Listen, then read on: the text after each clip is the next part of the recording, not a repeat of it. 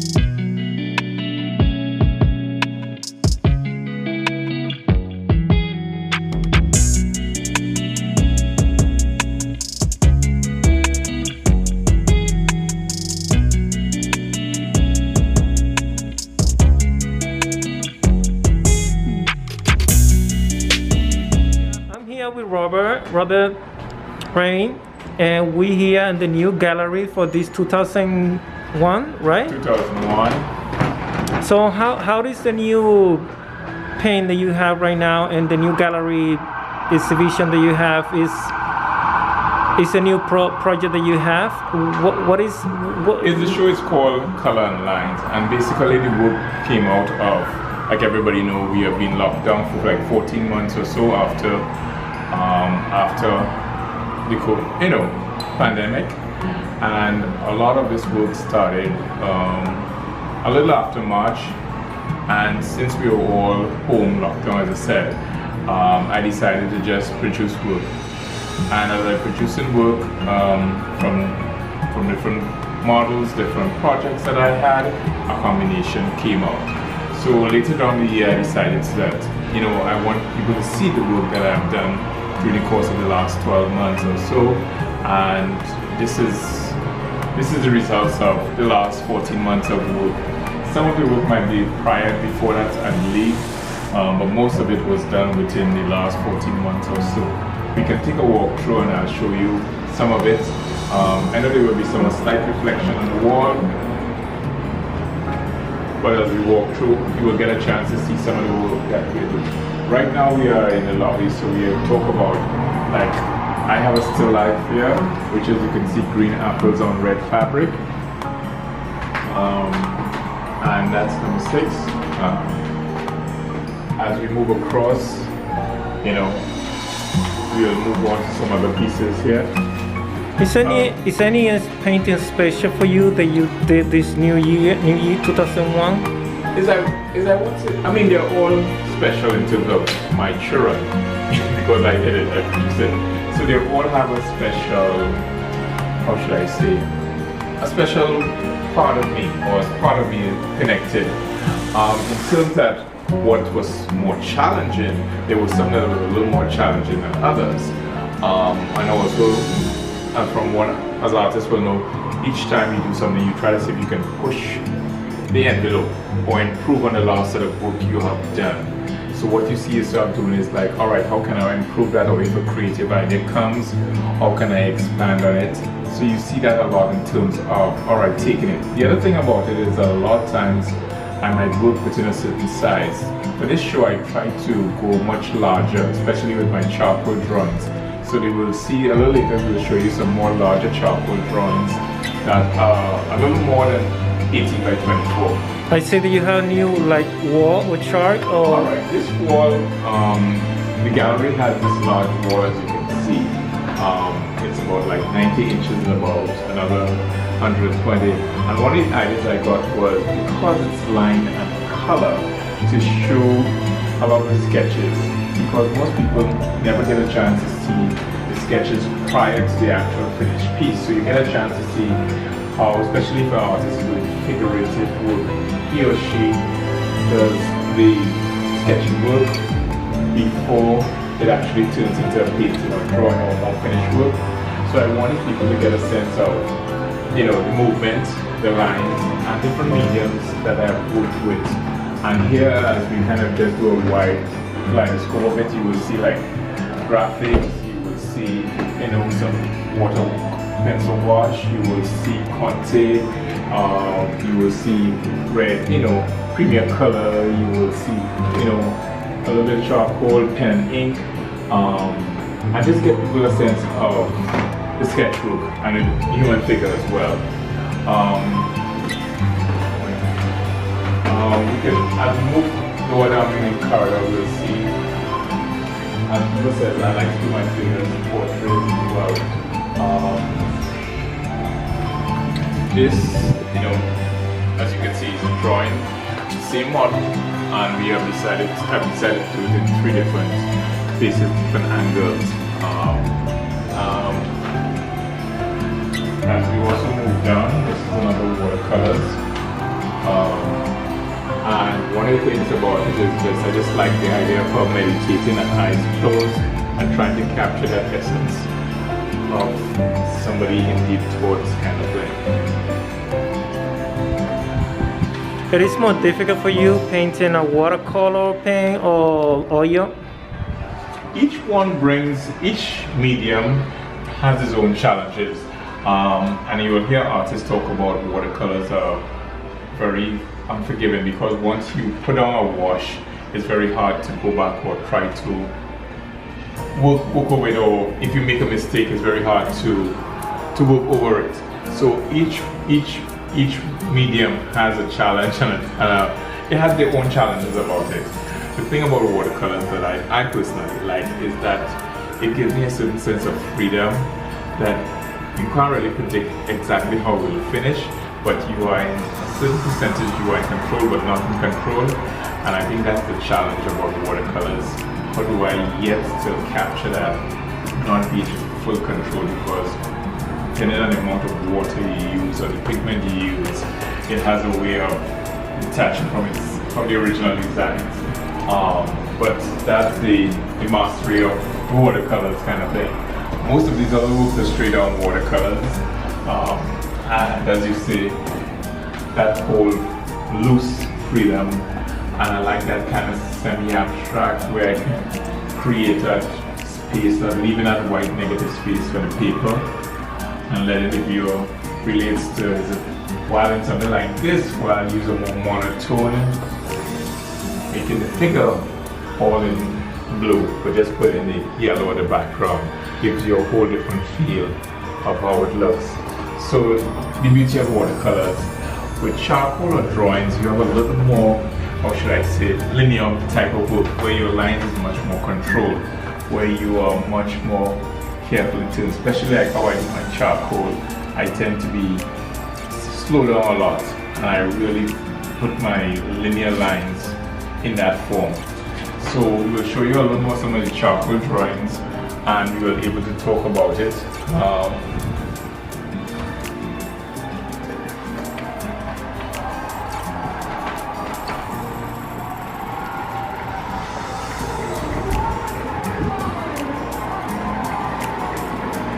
This is a good example. This is number 18, and it's called I Know You Know. And I mean, it speaks for itself. As you can see, what I try to do is just capture the portrait, but really try to use just charcoal and bringing it to the viewer. And I think the story speaks for itself. Anybody who knows the history of the country, knows the history of African Americans, we're talking about the Middle Passage. And that. So while I really try to work on a more linear type of lines, As we move further on, there's another charcoal drawing here. This one is called Missing Generations, and anybody who knows that kind of like relates a lot to the younger people of what is happening with them right now in terms of missing generation, in terms of getting connected with that generation. But basically, I just wanted to capture the beauty of a much younger and vibrant person. As we span across the room, you will see some watercolors. This is the model I've worked with online as well. Her name is Amanda. And one of the things I wanted to capture was that throwback feeling and an expression. As you were talking earlier about the watercolors, how the control, you just let it go. Yeah, I can see that on her. Like it's the feeling and the flow that she's feeling and everything. As we move across on the other side of the room, I work in oils as well. The first piece on top is one of my earlier pieces just when we were in the pandemic. And one of the things, everybody was wearing masks. And since we were really locked down at that time, I decided to use myself at home, using that cast and using the facial mask. At that time, we didn't have a lot of people were wearing scarves, and we were all tying up our faces like this. So I wanted to show, still life, and I indicated putting that composition. It's between life and death. Yes, life and life. Life and death, because you had to take care of yourself, and that's what we was doing in the quarantine. And for you, how was difficult, easy for you to work in the quarantine? When it first started, I think for everybody, it was making that 180 turn. It was a shock because, I won't say a shock is a strong word, but I think it was just getting in touch with where we are and what is happening right now. But I think once we come to grips with what was happening, we realized, I gotta make the best of this time right now. And then refocusing about the life. And one of the things I think, if you ask anybody, that it really made us take a special look at ourselves in ways that we never thought we would. From an artistic point of view, we had our chance to step back and says, hey, all the ideas and all the creative juices that I have, now is my chance to bring it to the viewer in ways that they might not see it before. So I kind of turn that negative into a positive and just be very productive in the process. And all the craziness was happening, people being sick. I said, how can I just show the lighter side of life, so people will see something more beautiful instead of every day hearing some bad news. Yeah. So as an artist, I just wanted to bring that beauty back to society and show that, yes. And that's something that we relate with. When we see that picture, it's the first thing that come out. Quarantine. Makes us forget about, Yeah, the first thing come out. So it's good to have a picture that remind you what we've been through. Yes. So as we span across, we have both a mixture of charcoal as well as watercolors. This red drawing that you're seeing here is something called Premier Color. Premier Color is something like colored pencil, but it's Premier Color. And the model here is Haley, in which I'm worked with. And as you can see, something about the back of view I was able to capture. What is the paint called, you say? It's a pencil, like a colored pencil, but it's called Premium Color. Premium color. Yeah. So it's more premium than any other picture that you have over here? Because the premium, or it's just different? I wouldn't say it's different. I mean, try to imagine drawing with a colored pencil. Yeah. I'm thinking that it has a lot more sharp type of effect in the pencil itself. Okay. And that's what makes it, a premium color pencil. Similar shape like a colored pencil, but it's really made for artists who uses a lot kind of thing. Okay. Yes, as you can see, you have another watercolor charcoal. As you can see, again, you have a mixture of some charcoal, some oils, some charcoal and some watercolor and charcoals. And there's a mixture of some portraits as well, my still life. One of the things when I was doing my oils, mostly in your studio, you were kind of resigning to doing a lot more still life because you didn't have a live model, because you were not at the studio, because you didn't. So you end up having to create a lot more, and then ideas flowed. I love working with fabric, especially in doing my still life, and these are some of the works that came out during lockdown from my as well. As you can see, some of the other works are some of the models that I've met during the course of the last month or so. This particular piece is a little more older. I think it was done in 2019. I met this young lady. I'm bad with names, so I can't remember her name. Of course, she will tell me.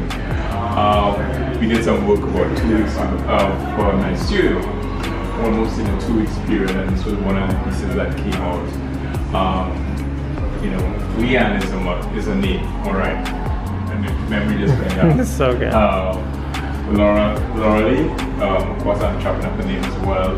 I've worked with her, but excellent model, and this is something I did. And one of the things as I said, I indicated the hummingbird was also to show the freedom and just escaping from life as well.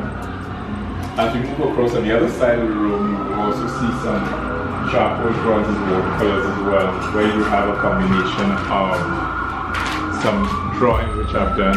This particular drawing was done at the Art Students League, and it is a drawing of Leslie. This was a sketch I did at the Art Students League. This was a model I worked with, Wendy. This was another model I also worked with, Cassandra. And this was a model I worked with some years ago. So you have a combination of a lot of people I've enjoyed through the years, kind of thing. Excellent. So you happy with the new collection that you have in this year? Yes, I mean, it was lockdown. I made the best of the lockdown, I must say. I mean, as like everybody else, we have our up and down. And I think, as I said, if you ask 10 different people, they would tell you 10 different things. But for me, I was able to turn in my energy and focusing back on art. And then got a chance to spend a lot more time in my studio than I would normally do prior to the pandemic, so it was a plus in that sense. So I just produced, and of course I met a lot of great models. I have all the information online, and so please continue to support our local models generally. They are a blessing for our artists as well. There are too many to call all the names, so if I don't start, I will surely forget. It's okay. And what are we expecting for you for 2001? Are you gonna work with more for the new gallery in this year or in the end of the year? No, I think it will be just a continue of trying to improve my work, both technique-wise and ideas as well. How can I take it to the next level and what level? Of course, I would like to continue doing more oils and also doing larger pieces. That's something I was also seriously interested in doing. So we will see what happens, looking forward to just trying to stay focused, stay positive, and continue producing work. Okay, thank you so much. I really liked everything that I saw today, and I hope the next exhibition you're gonna have, hopefully we see you again, and the best of luck on this new 2001. Yes, thank you so much for coming out and doing your monthly or weekly broadcast on your YouTube channel. It's been a pleasure. If you haven't followed Louis, please do so. He has a YouTube channel. You will see all the information about, and for me, you will also get all the information from my site, www.robertvreid.com, or my Instagram page is victory677. So please check us out and hope to see you soon. Definitely. Thank you, Robert, for your exhibition gallery. Everything was beautiful.